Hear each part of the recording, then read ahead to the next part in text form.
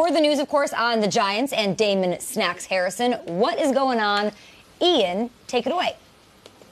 You mean former Giant Damon Snacks Harrison? Sources say he is being traded to the Detroit Lions, the resurgent Detroit Lions, now 3-3 with another big win recently. He's going over to Detroit for a 5th-round pick. And for the Giants, Peter Schrager mentioned it just a couple segments ago, this is essentially a fire sale now. They've traded Eli Apple to the New Orleans Saints for a 4th and change yesterday. That was one of their big-time players and obviously a former first-rounder there.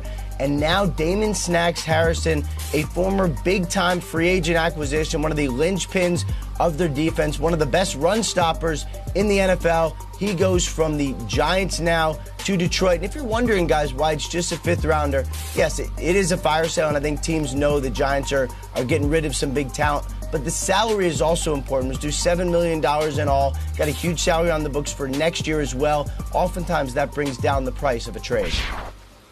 Eli Apple goes to the Saints for a 4th and a 7th. So I've got to ask you, after this Snacks Harrison trade happening this morning, the trade deadline approaching, it is next week. Are the Giants done?